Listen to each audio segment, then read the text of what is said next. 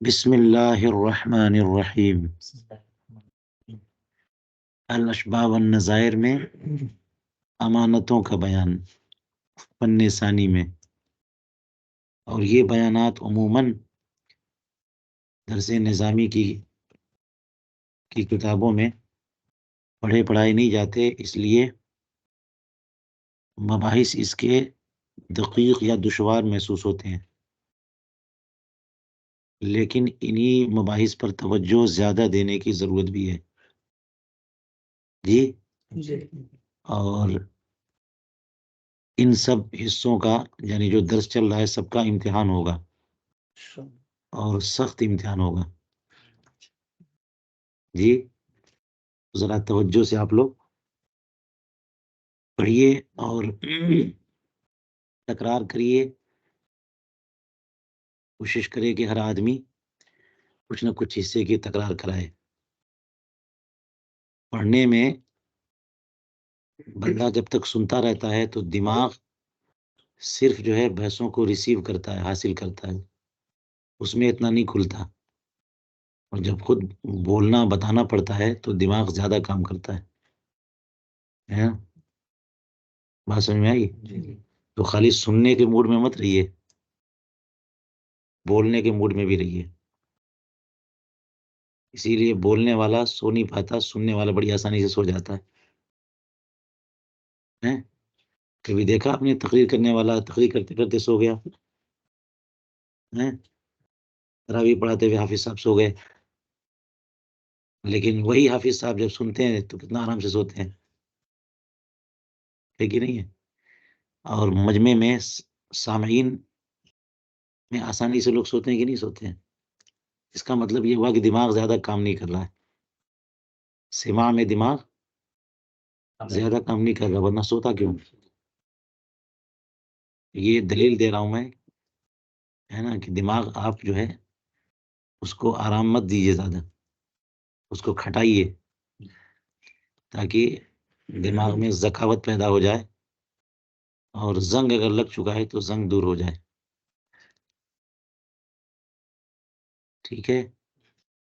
فرماتے مؤونۃ رد العاریۃ علی المستعیر۔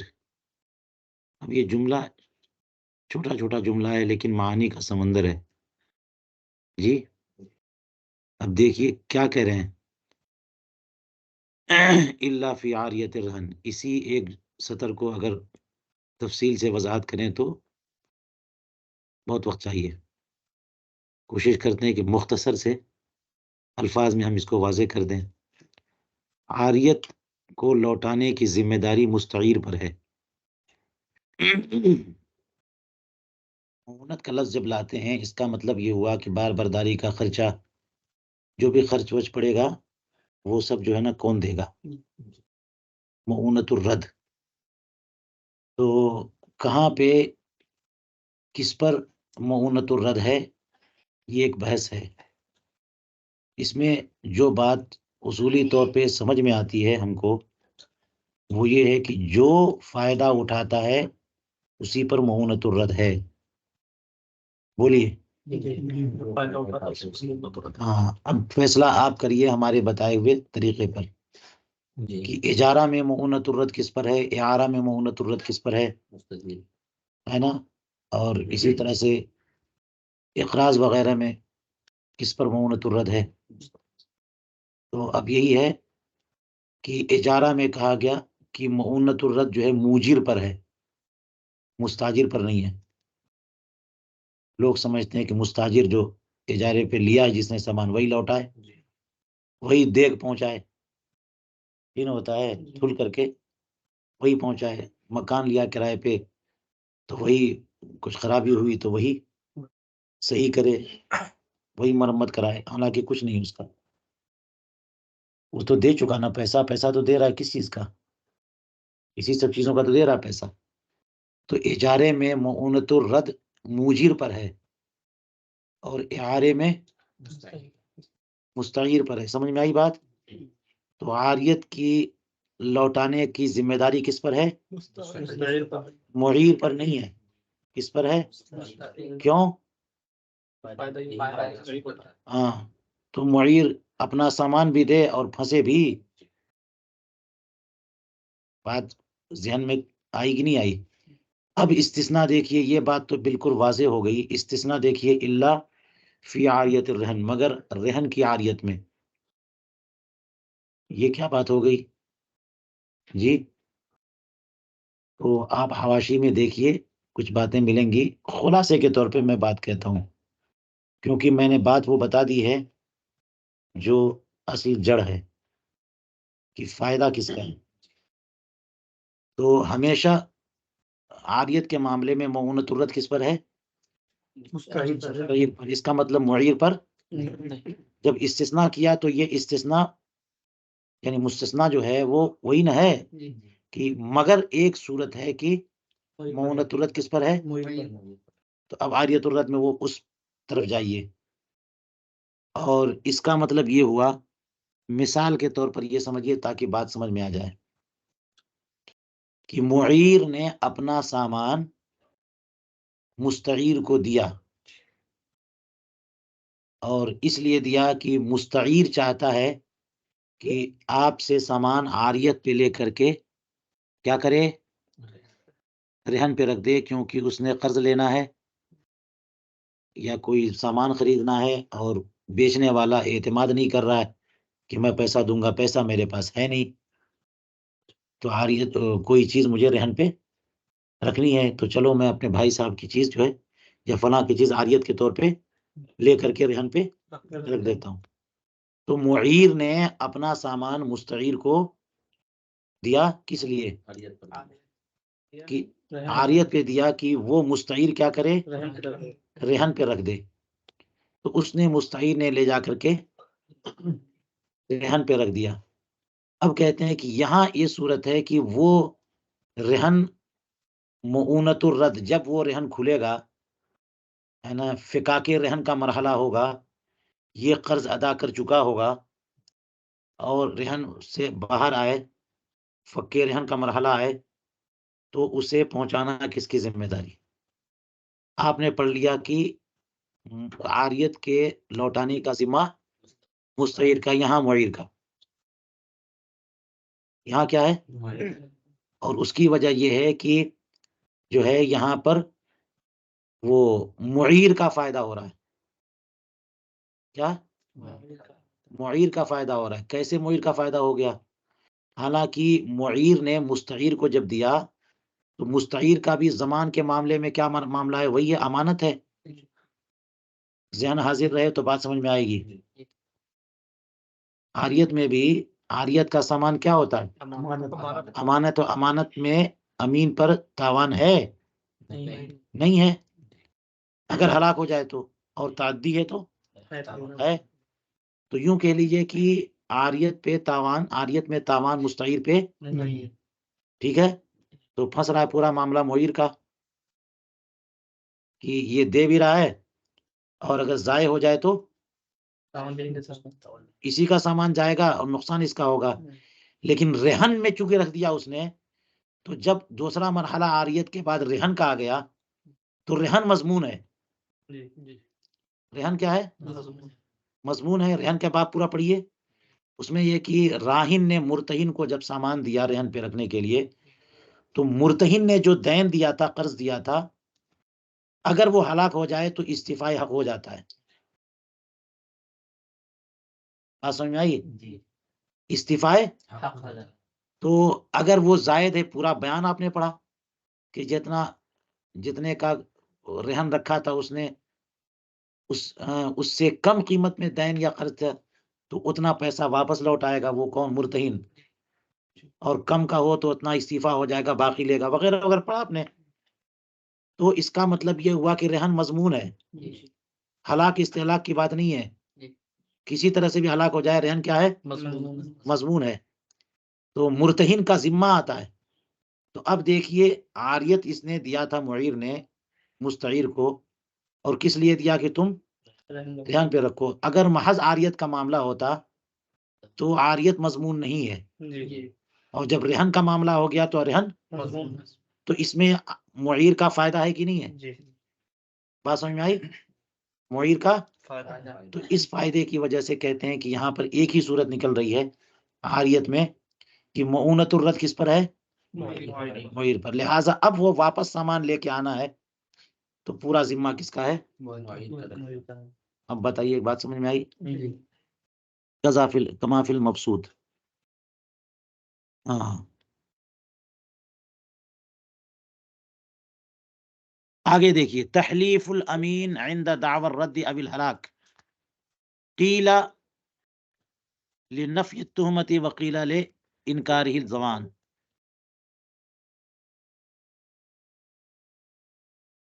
امین کو حلف دلانا جبکہ وہ رد کا دعویٰ کرے یا ہلاکت کا دعویٰ کرے، کیا وجہ ہے؟ یا تو یہ وجہ ہے کہ تہمت کی نفی مقصود ہے، اور یا پھر یہ کہ زمان سے انکار مقصود ہے. جی امین جو ہے وہ ہمیشہ منکر مانا جائے گا، مدعی نہیں مانا جائے گا. امین کیا مانا جائے گا؟ منکر، مدعی نہیں. دعویٰ کرے تب بھی، تبھی نا بات آ گئی کہ امین دعویٰ کر رہا ہے تو پھر اس پر حلف کیوں ہے؟ مدعی کا کام کیا ہے؟ تو یہ امین کے بارے میں بار بار آپ بات لاتے ہیں کہ مع یمین ہی یا بلا یمین ہی، تو یمین کیوں اس کے ذمہ لایا جا رہا ہے؟ اس یہ کہ یہ قابض یہ ہے، امانت اس کے پاس ہے. جی تو جس کی امانت ہے وہ مدعی ہوگا اگر وہ کہے گا کہ اس نے لوٹایا نہیں اور یہ کہے میں نے لوٹا دیا. جی تو اب کہتے ہیں کہ امین پر، امین کو قسم دلانا، حلف دلانا یہ کیوں ہے؟ اگر وہ دعوی رد کرے، امین کا معاملہ تو یہ امین سے جو اختلاف ہوگا ہے نا، امانت دینے والے کا امین کے ساتھ اختلاف ہوگا، تو امانت دینے والا کہے گا کہ اس نے واپس نہیں کیا، اور امین کیا بولے گا؟ میں نے واپس کر دیا. یا پھر یہ کہ امین وہ مالک کہے گا کہ لاؤ سامان لاؤ، اس نے کہا کہ ہلاک ہو گیا، کہا تاوان لاؤ، کہا کہ میں نے نہیں کیا، ہلاک ہوا خود. تو دعوی ہلاک کرے، یا تو دعوی رد کرے کہ میں لوٹا چکا، یا دعوی ہلاکت کرے کہ وہ چیز برباد ہو گئی. تو یہ دعویٰ ہے نا، اس کے باوجود، دعوے کے باوجود اس کا ذمہ کیا ہے؟ یمین حلف دلایا جائے گا نا اس کو. تو کہتے ہیں کہ امین کو حلف دلانا جبکہ وہ کیا کرے؟ رد کا دعویٰ کرے یا ہلاکت کا دعویٰ کرے، اس دعوے کے باوجود اس کا کام بینہ نہیں ہے.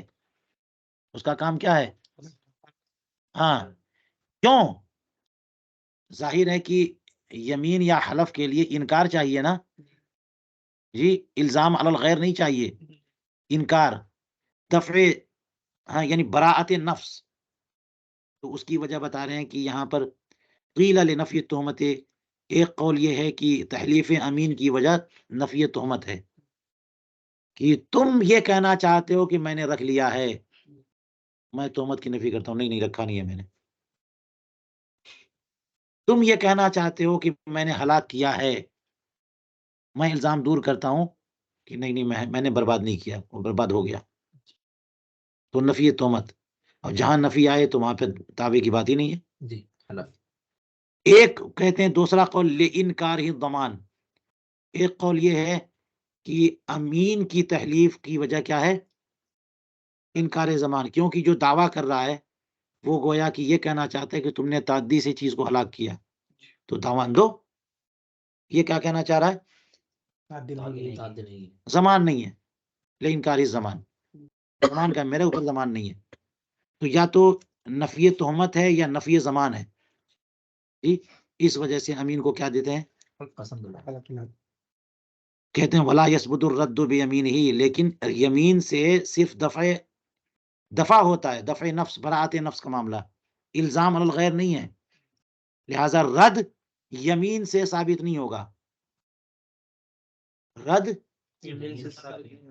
حتی لو ادعى الرد علی الوصی وحلف لم یضمن الوصی، یہاں تک کہ اگر وصی پر رد کا دعویٰ کیا اور حلف بھی لے لیا، تب بھی وصی ضامن نہیں ہوگا، کیونکہ یہاں پر رد ثابت نہیں ہوگا، ہے نا، اور رد ثابت ہو نہ ہو بہرحال وہ ضامن نہیں ہوگا، کیونکہ امین کیا ہوتا ہے، یا وصی امین ہوتا ہے، وصی جو ہوتا ہے یتیم بچوں کے مال کا وصی، وہ کیا ہوتا ہے، امین ہوتا ہے، اور امین جو ہے وہ ضامن نہیں ہوتا۔ تو اگر بات آئے رد کی، کیا نہیں کیا ہے، اور دعویٰ بھی کر دے اور ثابت بھی نہ کر سکے، تب بھی یہ ضامن نہیں ہوگا۔ قضا فی ودیعۃ المبسوط، مبسوط کی کتاب الودیعت میں ایسا ہی ہے۔ اب آگے دیکھیے، لو رد الودیعۃ الی عبد ربها لم یبرأ سواء کان یقوم علیہ او لا، کہ اگر ودیعت مالک ودیعت کے غلام کو لوٹا دی پھر بھی مودع بری نہیں ہوگا۔ جی اچھا، تعدی کی بہت ساری صورتیں ہیں، تعدی میں یہ بھی ہے کہ آپ کی ذمہ داری تھی، مودع تھے آپ، ذمہ داری تھی کہ مودع کو دیتے۔ اس سے پہلے آپ نے وہ بھی صورت پڑھی کہ مودع نے کسی اور کو کہا کہ لے جا کے دو، وہاں بھی مسئلہ ہو جائے گا تو ہو جاتا ہے۔ تو مودع کی ذمہ داری کیا ہے، مودع کو دے، تو مودع نے کیا کیا، مودع کے غلام کو دے دیا، مودع کے، تو کہتے ہیں لم یبرا، یہ تعدی ہو گئی، اس کو ہلاک نہیں کر سکتے۔ آپ کی کا ذمہ تھا کہ آپ حفاظت کرتے، آپ نے دیا کسی اور کو، مودع کو نہیں دیا، تو بری نہیں ہوں گے، ضامن ہوں گے کون؟ بات سمجھ میں آ رہی ہے؟ عام ازیں کی وہ اس کی حفاظت کرے چاہے نہ کرے، غلام جو ہے محافظ ہو یا محافظ ہو، ٹھیک ٹھاک غلام ہے، ہوشیار ہے، بچا لے جائے گا، سامان لے جائے گا، پھر بھی غلام ہے۔ جی اگر وہ محافظ ہوتا جیسے آپ کہہ رہے ہیں اور اس پر اعتماد ہوتا مالک ودیعت کو، تو اسی غلام کے پاس نہیں رکھتا، آپ کو کیوں دیتا؟ وہ آپ نے اس غلام کو دے دیا۔ واختلف الافتاء فیما اذا ردها الى بیت مالکها او الى من فی عیالہ، یہ تو ہو گیا، وہ صحیح کہہ دیا کہ مالک کے غلام کو دے دیا تو ذمہ ادا نہیں ہوا، بری نہیں ہوئے، لیکن مالک کے گھر پہنچا دیا یا مالک کے عیال میں اس کے بال بچے بیوی ہیں، ان میں سے کسی ایک کو دے دیا، تو کیا بری ہوا کہ نہیں مودع؟ تو کہتے ہیں یہاں اختلاف ہو گیا، اختلاف فتویٰ، یہاں پر معاملہ بین ہے کہ نہیں ہے، کہ غلام کا معاملہ الگ ہے، بیوی بچوں کا معاملہ الگ ہے، وہ ذمہ دار ہوتے ہیں، مالک کو جو ہے نا اعتماد ہوتا ہے بیوی بچوں پر، اور ودیعت میں یہ باقاعدہ بیان کیا گیا ہے کہ خود حفاظت کرے اہل و عیال سے، تو ودیعت میں یہ بات آتی ہے تو اسی کو تو دیا ہے، تو بیوی بچوں کو دینا مالک کو دینا مانا جاتا ہے، تو بری ہو گیا۔ ایک جہت یہ ہے کہ نہیں ہے، اختلاف فتویٰ کی بات کر رہے ہیں، ایک جہت یہ ہے کہ بچوں کو دے دینا، مالک کو دے دینا، دوسری بات یہ ہے کہ نہیں، بری نہیں ہوا، اس لیے کہ اگر اس نے آپ کو ودیعت کے طور پہ سامان رکھا ہے، دیا ہے، یہ سچویشن آپ کو سمجھ میں نہیں آ رہی ہے، اتنا ہی اعتماد بیوی بچوں پر ہوتا ہے، کہیں آپ کو دیتا، اس کا مطلب یہ ہے کہ مسئلہ چل رہا ہے گھر میں، تب لا کر کے وہ سامان آپ کو دے رہا ہے، آپ پر اعتماد ہے، بیوی بچوں سے اعتماد گیا، تو یہ جو ہے، اس لیے اختلاف افتاء ہے یہاں پر کہ اگر مالک کے گھر میں، تو اس کا مطلب یہ ہوا گھر میں وہ سامان تو تھا ہی، لا کے دیا، اس کا مطلب یہ ہوا کہ گھر میں رکھنے سے ابھی اعتماد نہیں ہے اس کو، اس لیے آپ کو دیا۔ اسی طرح سے بچوں کو آپ نے دے دیا تو وہ بھی اختلاف فتویٰ ہے۔ چلیے ہو گئی بات۔ لو دفعها المودع، نہیں، مودع الی الوارث بلا امر القاضی ضمینہ، اگر مودع نے ودیعت کو وارث کو دے دیا قاضی کے حکم کے بغیر، تو بھی ضامن ہوگا۔ مودع نے، بات وہی ہے کہ مودع کی ذمہ داری تھی کہ مودع کو دیتا، کسی اور کو دیا تو اب مسئلہ ہوگا، لیکن مودع کا انتقال ہو گیا، تو مودع کو دینے کی صورت تو رہی نہیں، لامحالہ وارث کو دے گا، کسی اور کو دے گا. تو یہاں پر وارث کو دینے میں ایک چیز اور ضروری ہے کہ قاضی کے حکم کا انتظار کرے. قاضی کا جب حکم آ جائے اب وارث کو دے گا تو اس کا ذمہ ختم.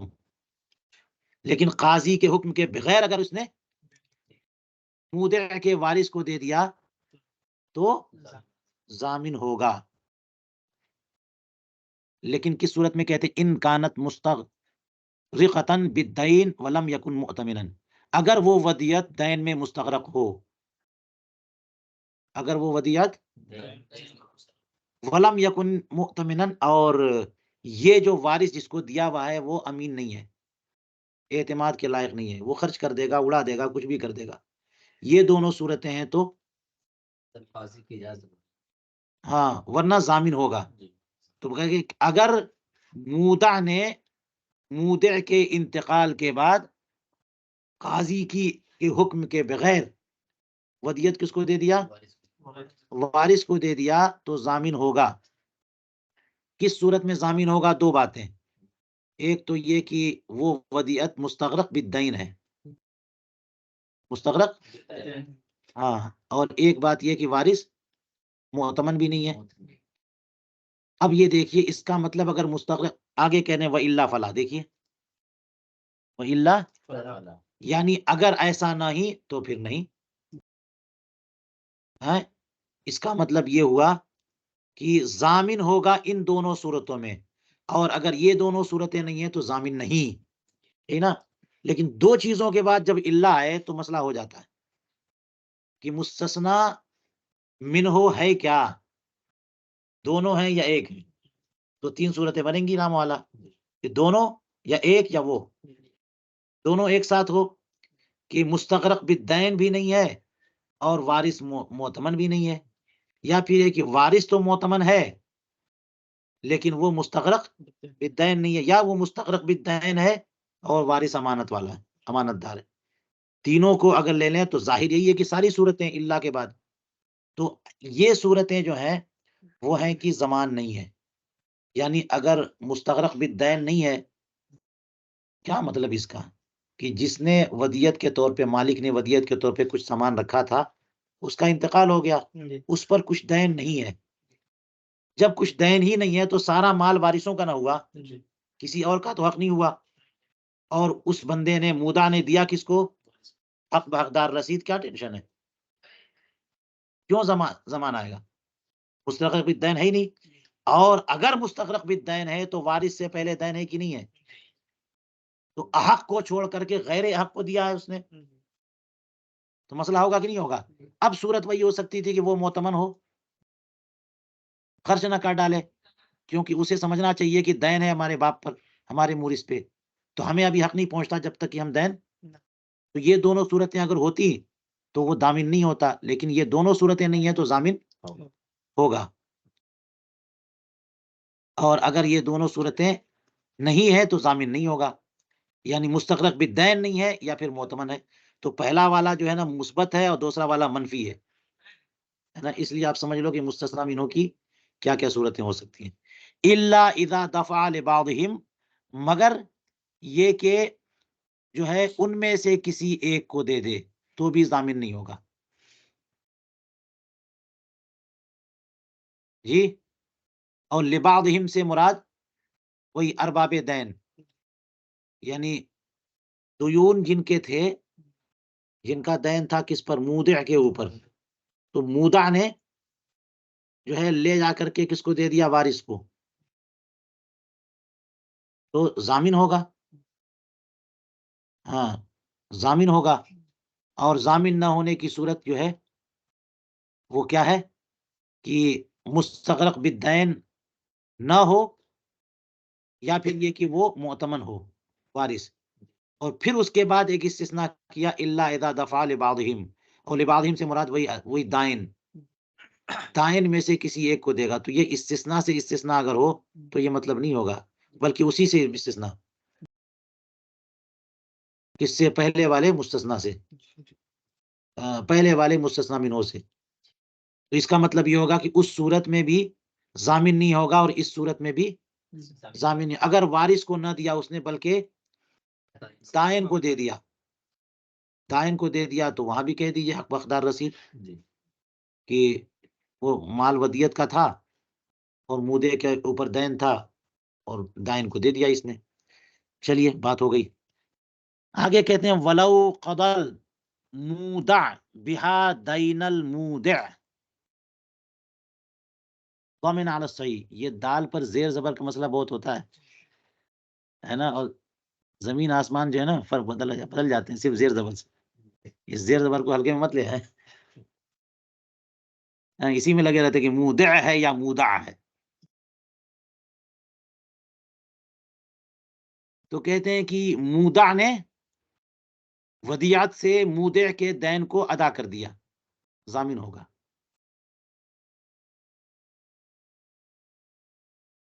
یہ دیکھیے. اچھا ابھی جو پڑھا آپ نے اس میں کیا ہوا کہ وہ الگ بات تھی. ہاں ہاں تو اب اس کے انتقال کی بات ہے. بات یہ ہے کہ مودع نے جو ہے مودع کا دین ادا کر دیا. بھائی آپ کو مودع نے ودیت کے طور پہ رکھنے کو کچھ سامان دیا، آپ کا کام یہ ہے کہ اس کی حفاظت کرو، جب مانگے گا تو دے دینا. لوٹانا ہے آپ کو، ودیت مزید نہیں رکھنی ہے تو واپس کر دو اسی کو. لیکن آپ اٹھا کر کے اس کا کام بنا رہے ہو کہ چلو اس کے اوپر دین ہے فلاں کا، اس دائنین کو ہم دے دیتے ہیں. تو اگر اس ودیت سے مودع نے مودع کے دین کو ادا کر دیا تو اس کا حق کہاں سے ملا مودع کو؟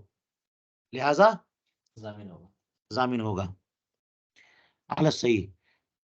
اب علی الصحیح کہہ دیا، اس کا مطلب یہ ہوا کہ قول یہاں پر وہ بھی ہے کہ ضامن نہیں ہوگا کیونکہ دائنی کو تو دیا ہے. ولا یبرأ مدیون المیت بدفع الدین الی الوارث وعلی المیت الدین. یہ واو حالیہ ہے جی. کہتے ہیں کہ میت کا مدیون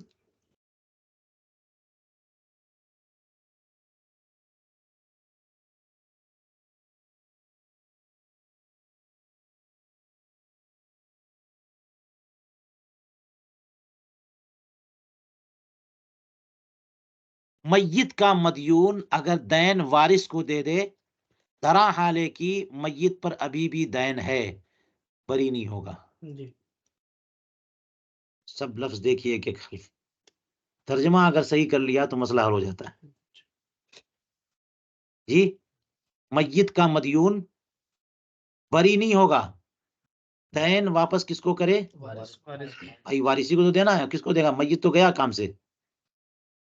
تو مدیون یعنی میت نے اس کو دین دیا تھا، قرض دیا تھا، کوئی پیسہ باقی تھا مدیون پر اور میت کا انتقال ہو گیا، تو وہ پیسہ میت کو قبر پہ لا کے دے گا؟ کس کو دے گا؟ وارث کو دے گا. تو یہاں پہ وارث کو دے رہا پھر بھی بری نہیں ہو رہا. کیوں؟ پاؤ حالیہ اسی لیے میں نے کہا اس حال میں کہ میت پہ، تو میت نے زید کو 1000 روپے دیے تھے، بکر کو بھی 1000 روپے دیے جی. تو زید جو مدیون ہے بکر بھی مدیون ہے. زید کو پتا ہے کہ میں مدیون ہوں اور بکر بھی مدیون ہے. نہیں، تھوڑا سا ادھر کرو. میت نے زید کو دین دیا 1000 روپے اور بکر سے دین لیا ہوا 1000 روپے دیا نہیں بلکہ. تو زید کو پتا ہے کہ میں مدیون ہوں اور بکر دائن ہے، تو وہ اپنا دین میت کو دے نہیں سکتا. اب اس کا انتقال ہو گیا تو اس کے وارث کو دے رہا ہے. طرح حالے کی میت کے اوپر ابھی بھی اس کا بکر کا، تو وہ دینا چاہیے تو کس کو دینا چاہیے؟ اس کو بکر کو دینا چاہیے. وہ لا کے وارث کو دے رہا ہے اور پتا ہے کہ وراثت سے پہلے دین کا مسئلہ ہوتا ہے، تو وارث کو لا کے دے گا تو کیسے بری ہوگا؟ وہی کہا کہ میت کا مدیون دین وارث کو دے کر کے بری نہیں ہوگا جبکہ میت پر دین ہے. چلیے یہ بات بھی ہو گئی. کہتے ہیں ادعا المودع دفعها الى معذون مالکها وکذباه فالقول له. یہ ضابطہ دیکھیے. مودع نے دعویٰ کیا کہ میں نے تو ودیت لوٹا دی ہے مالک کے معزون کو، مالک کے جی وکذبا ہو، اور معزون اور مالک دونوں نے انکار کیا کہ نہیں نہیں نہیں تم نے دیا نہیں. یہ کہہ رہا ہے کہ میں نے مالک کو نہیں دیا، مالک کے معزون کو دے دیا میں نے. اور مالک اور معزون دونوں کیا کہہ رہے ہیں؟ نہیں دیا. تو بات کس کی مانی جائے گی؟ مودع کی بات مانی جائے گی. بات کس کی مانیں گے؟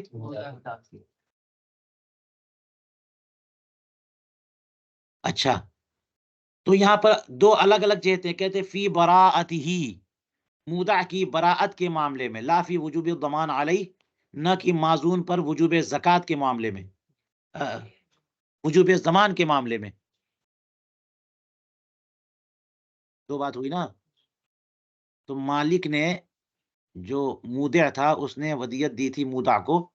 مودع کہہ رہا ہے کہ میں نے آپ کے معزون کو ودیت لوٹا دی.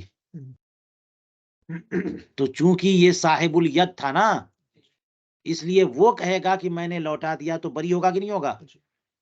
وہ مدعی نہیں ہوگا. آپ اگر کہہ رہے ہو کہ نہیں لوٹایا تو آپ کے اوپر بینہ ہے. بینہ نہیں پیش کر سکے یہ بری ہو جائے گا. کون؟ مودع، کیونکہ یہ صاحب الید ہے، یہ بری ہو جائے گا. تو وہی کہنے کہ اس کی بات مانیں گے کس معاملے میں؟ برات نفس کے معاملے میں. یہ تو اس کا کام بن گیا، یہ کہہ رہا ہے کہ میں نے لوٹا دیا، دے دیا، دے دیا. اب معاملہ یہ ہے کہ وہ چونکہ پہنچایا نہیں یا مالک کو پہنچی ودیت نہیں پہنچی، تو ضامن کون بنے گا؟ معزون ضامن بنے گا. تو وہی کہنا ہے کہ وجوب زمان کے معاملے میں اس کی بات نہیں مانی جائے گی. وہی وجوب زمان کی، کیونکہ الزام علی الغیر ہے. یہ کیا ہے؟ الزام علی الغیر. اور کسی بھی خصم کی بات الزام علی الغیر کے طور پہ نہیں لے سکتے، اس کے لیے بینہ چاہیے. دفع نفس کے لیے، برات نفس کے لیے بات مان لی جاتی ہے، الزام علی الغیر کے لیے بات ہو گئی کہ نہیں ہو گئی؟ آگے چلیے. المعزون لہو بالدفع اذا ادعاہ وکذباہ. معزون لہو بالدفع یعنی جس کو دینے کی اجازت دی گئی ہے، یعنی مودع نے اجازت دے دی کہ جاؤ تم یہ ودیت فلاں کو دے آؤ. پہلا مسئلہ تھا مالک کا معزون، اور یہاں پر مودع کا معزون.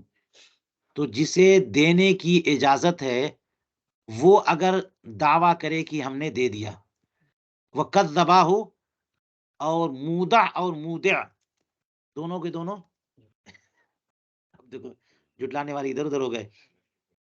معزون لہو بالدفع جو ہے دعویٰ کر رہا ہے کس بات کا؟ ادا کر دیا. اور دونوں کیا کر رہے ہیں؟ جٹلا رہے ہیں. تو اب کیا ہوگا؟ کہتے ہیں فَإِن كَانَتْ أَمَانَةً فَالْقَوْلُ لَهُ. اب یہ معزون لہو بالدفع کی بات کر رہے ہیں، کسی خاص معاملے میں نہیں کر رہے ہیں. کوئی بھی کسی بھی معاملے میں دفع کی دینے کی اجازت دے دو. تو اگر یہ امانت کے دینے کی بات ہے کہ امانت مضمون نہیں ہوتی جی، تو بات مان لیں گے، معزون لہو کی بات. اگر امانت کے دینے کی بات ہو تو بات جو کہ مضمون نہیں ہے، کیونکہ جب اس کے ہاتھ میں وہ معزون لہو ہے، معزون ہے وہ بندہ، اس کے ہاتھ میں، اس کا مطلب مودع نے یا کسی نے جو بھی امانت کی صورت ہو دیا، تو وہ صاحب الید اتنے وقت کے لیے وہ ہو گیا. وہ کہہ رہا ہے کہ میں نے دے دیا، تو بات نہیں مانیں گے. تو کس کی بات مانیں گے؟ کوئی اور ہے تو وہ بینہ پیش کرے. وہی کہہ رہے فَإِن كَانَتْ أَمَانَةً، اگر یہ کیا ہو؟ امانت ہو تو بات مانیں گے اسی معزون کی. وَإِن كَانَتْ مَضْمُونًا، اور یہ چیز جو ہے جس کے دینے کی اجازت دی گئی ہے، یہ کیا ہے؟ کیسی ہو؟ مضمون ہو. مضمون کی مثال کیا دے رہے ہیں؟ غصب دین. کہتے ہیں لا، تب نہیں، تب اس کی بات نہیں مانیں گے. جیسے غاصب نے مال مغصوب، غاصب غصب کیے بیٹھا ہے، تو غصب تو مضمون ہے نا، چاہے ہلاک ہو چاہے ہلاک ہو، بہرحال مضمون ہے وہ. تو غاصب کا ذمہ ہے کہ جب تک عین مغصوب موجود ہے وہ لوٹائے. تو اس نے کسی کو کہا کہ ذرا تم اس مالک کو دے دو جی. اسی طرح سے دین کا معاملہ ہے کہ دائن کی ذمہ مدیون کی ذمہ داری ہے کہ دین واپس کرے، اس نے کسی کو اجازت دی کہ یہ دین اسے واپس کر لو، تو ایسی صورت میں یہ دونوں صورتیں مضمون والی ہیں. اگر جس کو جو معزون بالدفع ہے وہ کہے کہ میں نے لوٹا دی تو بات نہیں مانیں گے، تو اس کی بات نہیں مانیں گے، کیونکہ یہ امانت نہیں ہے بلکہ یہ کیا ہے، یہاں پہ تاوان ہوتا ہے، تو یہاں پہ ذمہ اس کا آئے گا دافع کا. کما فی فتاوی قاری الہدایہ. جی جی لا تو کہا میں نے فالقول لہو کہا نا، پہلے ملاؤ پورا جملہ. فَإِن كَانَتْ أَمَانَةً، معزون دعویٰ کر رہا ہے دینے کا، تو اگر وہ معزون جس چیز کے دینے کا معزون ہے وہ امانت ہے اور یہ کہہ رہا میں نے دے دیا تو اس کی بات مان لیں گے، اور وہ امانت نہیں بلکہ مضمون ہے تو لا، تو بات اس کی نہیں. سمجھ نہیں آئی بات. جی جی. وَمِنَ الثَّانِي مَا إِذَا أَذِنَ الْمُوجِرُ لِلْمُسْتَأْجِرِ بِالتَّعْمِيرِ مِنَ الْأُجْرَةِ فَلَا بُدَّ مِنَ الْبَيَانِ. کہتے ہیں کہ دوسرے کی قبیل سے ہے. دوسرے کی قبیل کیا؟ وہی ابھی کہا کہ اگر مضمون ہے تو، اگر امانت ہے تو بات مان لیں گے، اور امانت نہیں ہے تو مضمون ہے تو بات اس کی نہیں مانیں گے. تو دوسرے کی قبیل سے یہ ہے کہ معزون کی بات ہو رہی ہے، معزون بالدفع کی بات مانیں گے کہ نہیں مانیں گے. اگر زمان والا معاملہ ہو تو اس کی بات، تو یہ بھی دیکھیے زمان والا معاملہ ہے اس لیے بات نہیں مانیں گے. وہ کیا ہے؟ اذا اذن الموجر للمستاجر بالتعمیر، اگر موجر نے مستاجر کو اجازت دے دی تعمیر کی، من الاجرتی، اجرت سے، فلا بد من البیان، تو بیان ضروری ہے یہاں پہ. یعنی موجر نے، اچھا آپ یہ دیکھیے کہ موجر حکم دے رہا ہے مستاجر کو، موجر اجازت دے رہا ہے کیا؟ ہاں، کہ مرمت کر لو جو مکان تم رہتے ہو. اس سے پتا چلا نا کہ شیء مستاجر کی مرمت کی ذمہ داری کس کی ہے؟ موجر کی ہے. تو اس نے اجازت دے دی کہ تم جو ہے نا کرائے سے ہی تم مرمت کر لو، کرائے سے کاٹ لینا، اجرت سے ہی تم مرمت کر لو. تو معزون کون ہے یہاں پہ؟ مستاجر معزون ہے، اور وہی معزون بالدفع ہے یہاں پہ، کیونکہ اجرت جو ہے سے اس کو اس خرچے کا کو کاٹنا ہے اجرت سے، اور اجرت اس کا ذمہ ہے، مستاجر کا ذمہ ہے کہ نہیں ہے؟ تو یہ اس کے زمان میں نہیں ہے، اجرت اس کے زمان میں ہے. جی، وہ اجرت اس کے زمان میں ہے. اگر شیء مستاجر میں کوئی کمی کوئی گڑبڑی ہو جائے تو مستاجر کا کوئی ذمہ ہے نہیں ہے، وہ مرمت اس کی ذمہ داری. لیکن اجرت جو طے ہوئی ہے وہ تو پہنچانا ہے. وہ راستے میں ہلاک ہو گئی اور کہہ دے کہ میں تو آپ کا کرایہ لے کے آ رہا تھا اور راستے میں چوری ہو گیا تو میں کیا کروں اب، تو کہے گا ایسا وہ تم لا کے دو کہیں سے، اجرت وہ زمان میں ہے اس کے. تو اس لیے جب موجر نے اسے کہا کہ تم مرمت کرا لو اور اجرت سے ادا کر دینا، تو معزون ہو گیا وہ. اب وہ اگر کہے کہ میں نے اجرت سے وہ کام کر دیا تو اس کی بات نہیں مانیں گے، بلکہ اس کو اس کی ذمہ داری ہے بیان. کیا کہنے؟ فلا بد من البیان. اور بیان کے لیے میں نے کہہ دیا فلا بد من البینہ. یہاں مجھے جو سمجھ میں آیا وہ یہ کہ بیان سے مراد اسے واضح طور پہ بیانہ پیش کرنا پڑے گا کہ ہاں میں نے اجرت ہی سے یہ کام کروایا. چلیے، وہی فی احکام العمارت من العمادی، یہیں پر ہم روکتے ہیں آج کا درس.